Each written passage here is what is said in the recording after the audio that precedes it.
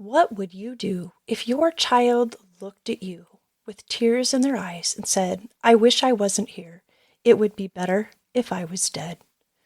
Those are words no parent ever expects to hear, yet too many do. In today's episode, we're opening the door to one of the hardest but most important conversations we can have as parents: how to recognize suicidal thoughts in children, how to respond in the moment, and how to create safety and hope when your child feels there's no way out. Because even in the darkest moments, there is always a way forward. Today's topic is a bit deep, so if you have little ears near, you might want to find a spot alone or maybe plug in some earbuds to listen. Let's get started.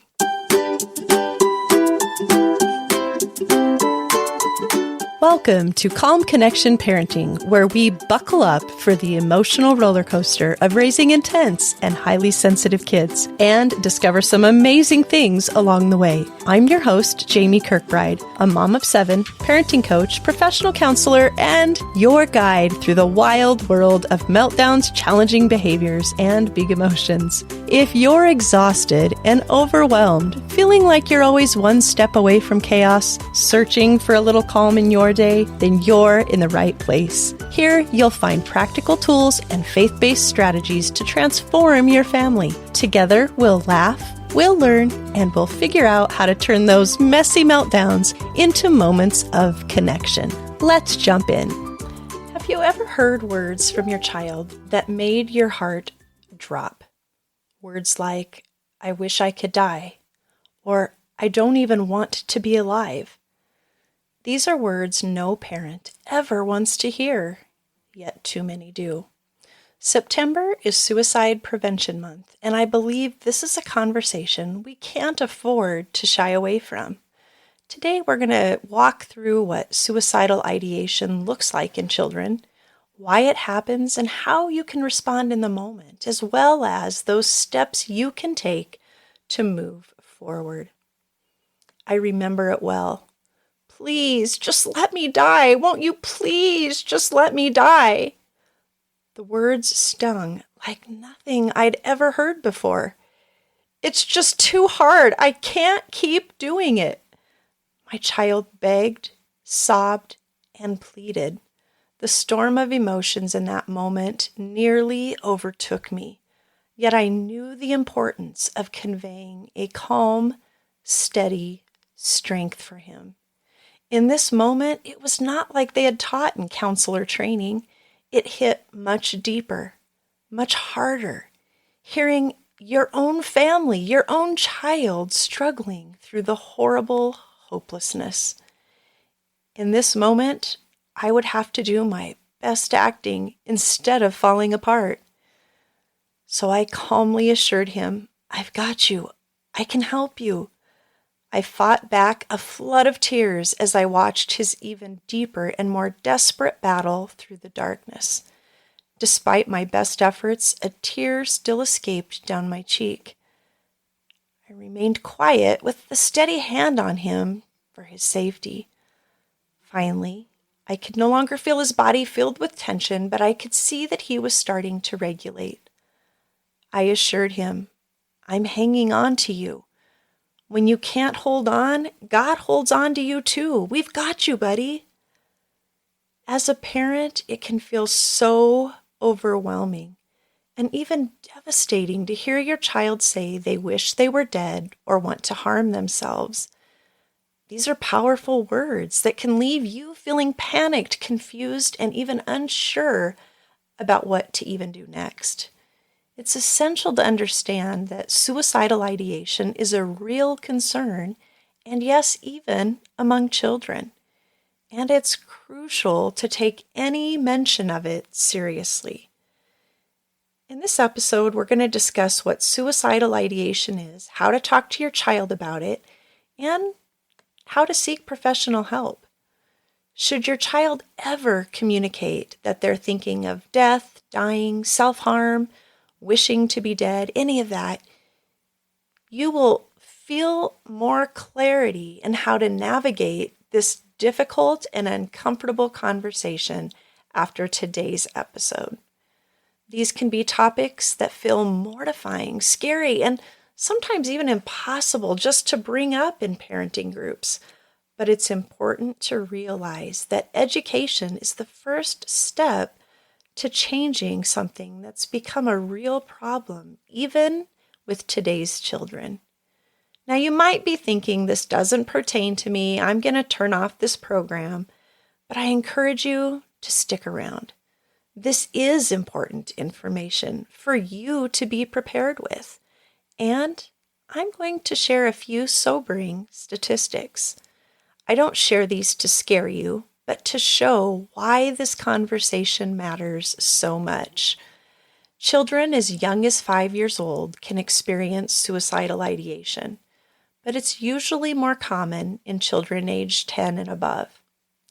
95% of child suicides take place in the family home, with 65.6% in the child's bedroom. Most common form being hanging with 78% and 18.7% by firearm. In over half, 58.4% of these suicides, a parent was home at the time of the child's death. These statistics are from the National Institute of Mental Health. In 2020, suicide was the third leading cause of death among children aged 10 to 14 years old in the United States. And that's from the National Center for Health Statistics. As these statistics reveal, suicide is a growing and devastating issue that we must discuss, understand, and work to prevent in our children. If you have a child who struggles with suicidal ideation or talks about wanting to die, it is imperative that you take their comments and struggles seriously and respond quickly to have them assessed. Comments should never be minimized or excused as simply attention-seeking, because even a child who is seeking attention with these powerful words is hurting a great deal. They may fear or believe they won't be heard or understood without this serious comment, and that needs to be concerning to any adult as well. Maybe you have an emotionally intense child who struggles with managing their anger, their deep emotions, or even hopelessness. You're not alone. In fact, in just a minute, we'll discuss how to talk with your child about this, because I know it can feel very complicated. But first, I'd like to share about the Calm Connection Parenting Program, a program that helps you walk through the parenting struggles of raising an emotionally intense child. Parenting a uniquely wired child can feel isolating, right? While other parents are talking about typical tantrums and bedtime battles, you're navigating emotional meltdowns, sensory overload, or challenging behaviors that many people just don't understand. It can be frustrating when the advice you hear just doesn't fit your child, and even harder when you feel like you're alone in the journey. But here's the truth. You don't have to settle for just surviving. In the Calm Connection Parent Coaching Program, I'll help you understand your child's unique wiring and give you faith-based practical strategies to not only manage the emotions and challenging behaviors, but actually help your whole family thrive. With video course, workbooks, a supportive community, and weekly coaching calls, you'll get personalized support every step of the way. If you're ready to stop feeling alone and start finding real solutions that work for you, your child, and your family, then visit calmconnectionparent.com to learn more. Together, let's move you from surviving to thriving. Let's do this. I'd love the chance to work with you in the Calm Connection Parenting Program. New groups will be starting soon, so don't miss out. Now let's jump in and talk about this tough topic. What is suicidal ideation? Maybe you're familiar, maybe you're not. But suicidal ideation is when someone experiences thoughts and behaviors related to wanting to take their own life or to cause harm that could result in death. Children can experience suicidal ideation for a variety of reasons, including overwhelm, anxiety, depression, mood disorders, trauma, or other mental health issues. Some may also feel distressed, overwhelmed, or hopeless about life stressors, loss, change, or maybe even challenges they're facing, leading them to thoughts of self-harm or death. It's important to note that having thoughts of death or suicide does not always mean that a child is at immediate risk to harm themselves. However, it is imperative that parents take these thoughts or feelings seriously and that you seek professional help to address them quickly and calmly. If your child's having a meltdown and expresses thoughts of suicide or wishing they were dead, it's so important that you remain calm and offer comfort. If your child blurts out or shouts things like this while they're dysregulated, it's best to keep your responses minimal, compassionate, and just be present. Let your child know that you're there for them and that you will do everything you can to help them feel safe and supported. You might sit near, ask them if they want you to hold or hug them, or maybe even rub their back. Now, some children can be triggered even further by touch, so it's important that you ask first. And then you might simply and quietly say, "I can help," or "I'll keep you safe," or even just, "I'm here." It's important that you keep those words minimal to avoid that auditory overload when they're already dysregulated. Avoid saying things to minimize or silence their words with phrases like, "Don't say that," or "Stop talking like that," or "It's not that bad."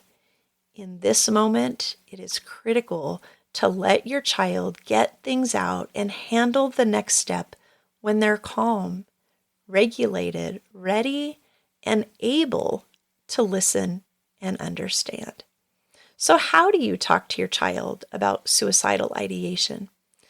Well, it's important if you want to talk through the thoughts of suicide or death that you don't do it when they're dysregulated, worked up, shouting, or having a meltdown. In the moment, just be present and supportive. Convey your love with a calm presence and care. When your child is regulated, it's important that you continue the conversation about those thoughts and feelings that they expressed. Doing this while the child is dysregulated could create further upset and won't be beneficial for anyone. For example, you might say, "I see you are really hurting. Is that what you wish would stop?" Or "You sounded really upset. Do you just wish all those yucky feelings would stop?" Then explain the difference. Express to them that wishing to be dead means something very different and something very big. Wishing to be dead means no more parties, no more holidays, no more Christmas, no more fun with your friends, no more playing with siblings, no more favorite snacks, no more presents, no more sports, no more eating ice cream, no more playing computer or making fun memories, and no more of what you really like or enjoy. And explain the finality of suicide. Death means the end of life here. This means you aren't able to experience the things you love. Spending time with friends and family, playing the sports and games that you enjoy, and making those fun memories ever again. And you can explain, sometimes people say they wish they were dead when what they really want is just to stop hurting. Or maybe just for the sadness or the fear or the worry or the anger or the confusion or the yucky feelings to stop. You might even be able to ask them which of those two options it is for them. Are you wanting to stop all those good things about living, or are you wanting to stop the things that are yucky and cause pain? And their answer indicates a lot about where they are at and pertains to what kind of additional help they need. When they indicate what they wish would stop, let them know you hear them and that you will work to help them.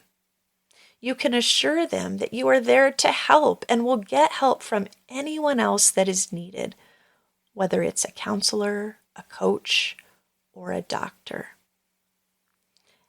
Make sure they know that you can help stop those feelings that just feel like they overwhelm them. That anger they can't control, the sadness that seems to just take over. Let them know they are not going to have to handle that alone. Validate their feelings without validating taking that unhealthy action because of them. In other words, it's okay to feel what you feel, but sometimes we have to choose to do things differently. I oftentimes say anger's not bad, but what you do with it can be. Remind them that nothing is too big to work through together and clearly communicate, I am here to help you and keep you safe. Validation is so essential. It's important to validate your child's feelings, but not that suicide is an answer. Let them know that you take their words seriously. They need to know that the thoughts and feelings they share about this are powerful and not ones that are going to get them in trouble. They need to know these are thoughts, feelings, and words that you will always pay attention to and respond quickly and calmly to get them help. This is where some parents voice frustration or concern that their child is simply manipulating or maybe trying to get attention by talking about this. But it's helpful to remember that whether a child is serious or just feels that they need to say something of this magnitude to be heard, seen, or understood, both are equally concerning. Failing to validate their feelings or thoughts can cause the behavior to escalate until they feel like you do take them seriously. If your child expresses thoughts of death or suicide frequently, you may need to develop a system to help monitor those feelings and help you both understand what steps you will take to seek help when it's necessary. This can build trust as they learn to communicate these difficult things. So you might consider developing a rating scale for these suicidal thoughts. If your child struggles with this, you might develop this strategy so that both you and your child can understand when to act and what action you'll take. We developed a 10-point scale to help our child monitor his feelings and to be alert of any of the changes in the frequency or intensity, and to help us both realize the help that we would seek at different stages.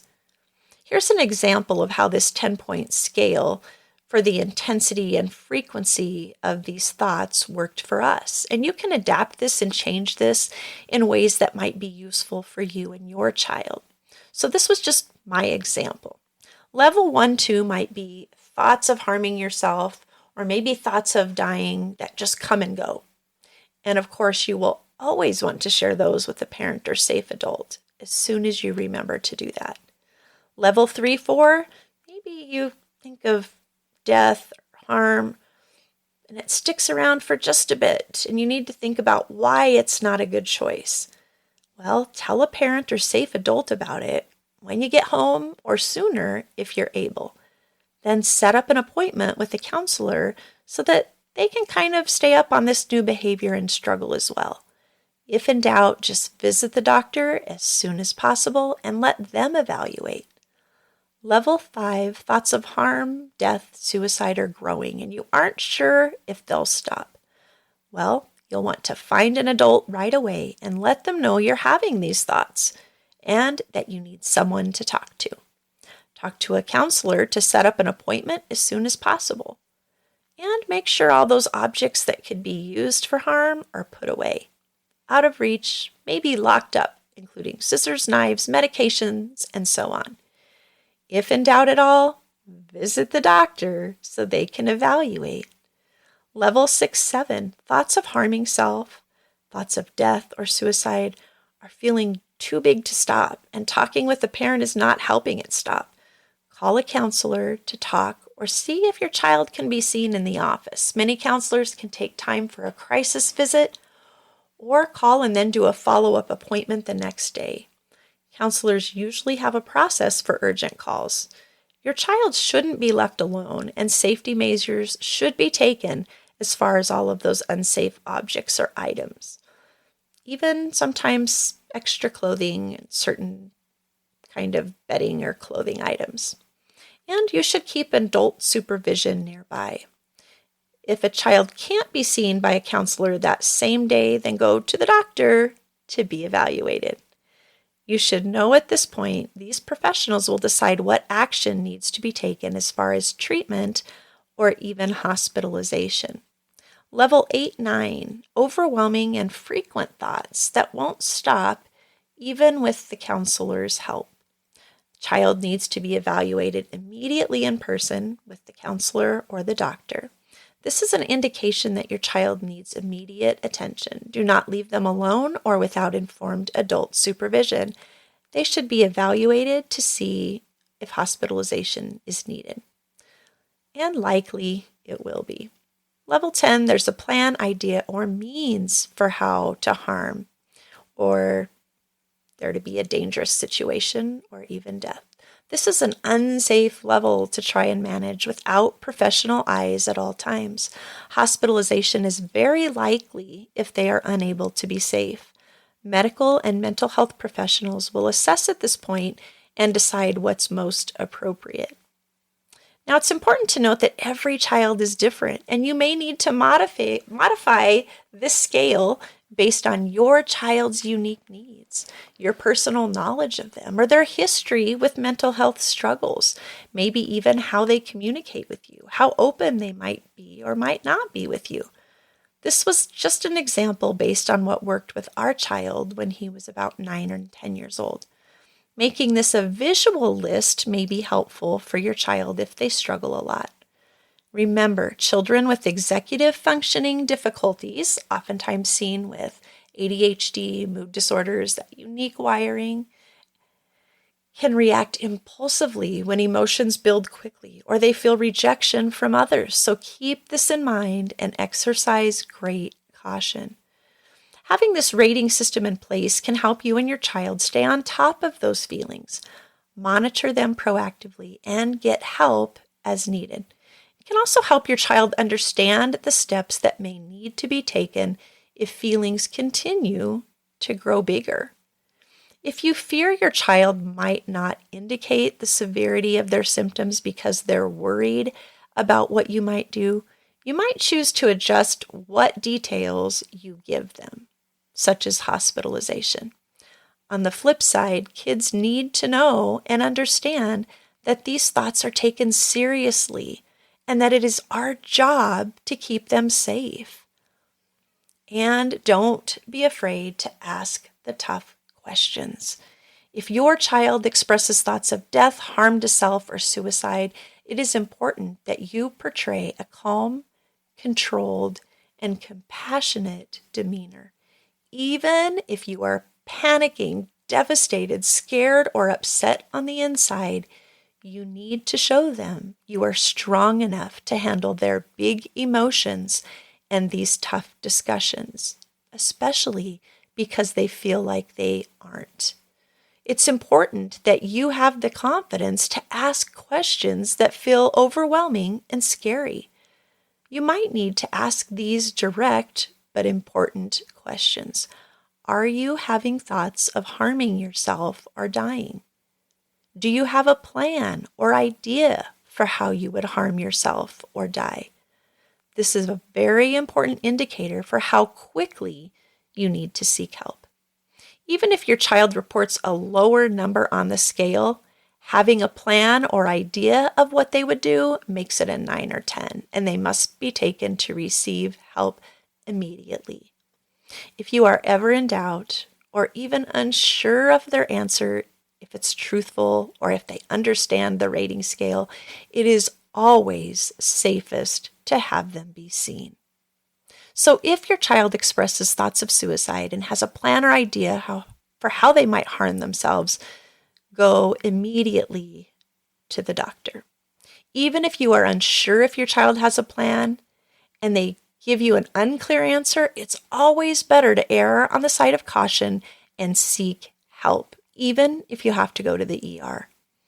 Other signs that your child may need professional help include talking about death, harm, or suicide frequently, engaging in risky or potentially dangerous behaviors, withdrawing from friends and family or things they once enjoyed, experiencing sudden changes in mood or behavior, experiencing a traumatic event or significant life change or loss.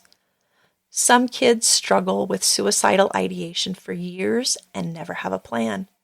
The rating system can still be helpful if your child struggles with these thoughts periodically or consistently, and you need a way to monitor if things are changing for the better or worse.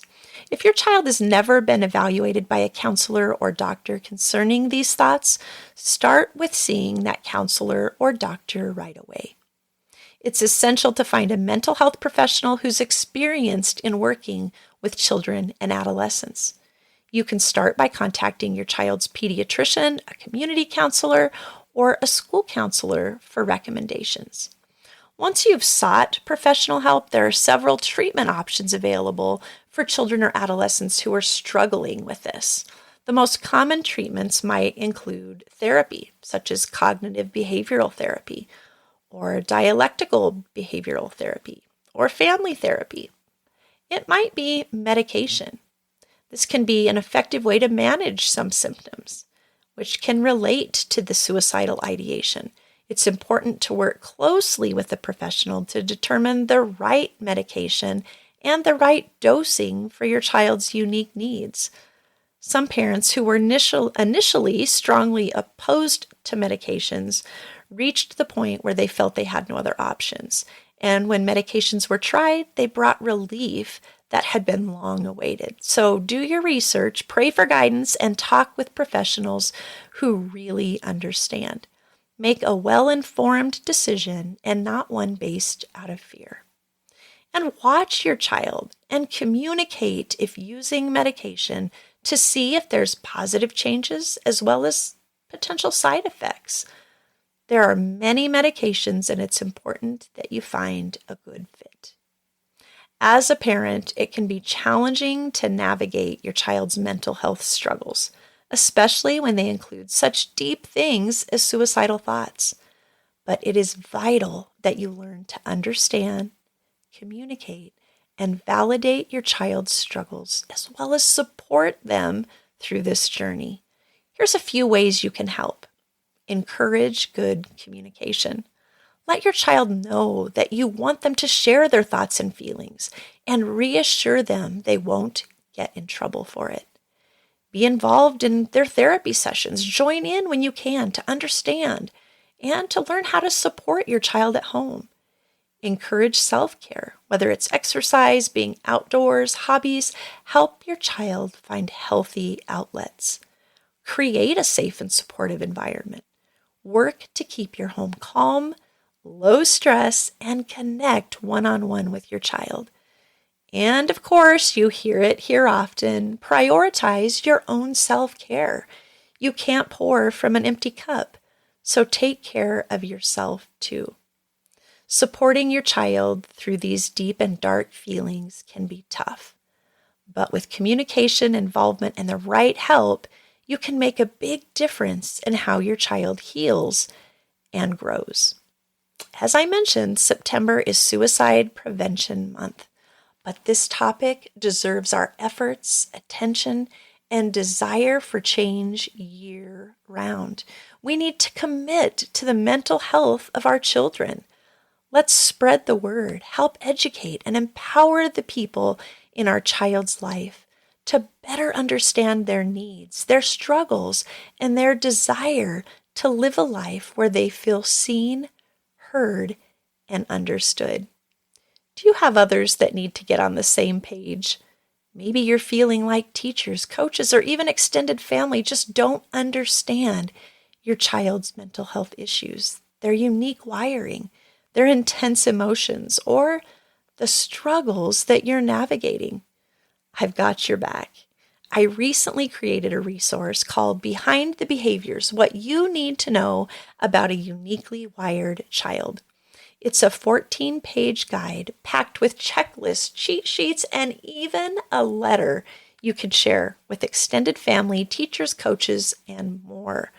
This guide is filled with tips and insights that can help turn things around for your child, for you and your entire family. You don't have to walk this path alone. I'm here to help. You can grab your copy of this guide today at calmconnectionparent.com/behindthebehaviors. Helping the people in your child's life get a clear understanding of them and their unique wiring will make your child's life easier, and yours too. There's nothing to be embarrassed or ashamed about if your child is struggling through this. So reach out, ask for help, and don't walk this road alone. Friend, I know today's conversation was heavy, maybe even a bit painful if you've walked through it yourself. But I want to remind you of this. Talking about suicide doesn't create the problem. It creates safety. When your child feels like they can't hold on anymore, your calm presence, your listening ear, and your willingness to ask the hard questions might be the very thing that helps them through the darkness. And when even that feels like too much, remember, you are not holding them alone. When they can't hold on, God is still holding on. He is holding your child, and He is holding you. You're not alone in this journey. There are safe people, there are resources, and there is hope. Remember, your child was created for a very special purpose. Their story is still being written, and your faithfulness to walk beside them is a powerful part of that story. So take heart, breathe deep, and remember, you don't have to have all the answers. You just need to keep showing up with love, compassion, and courage. That presence, day after day, can help change things.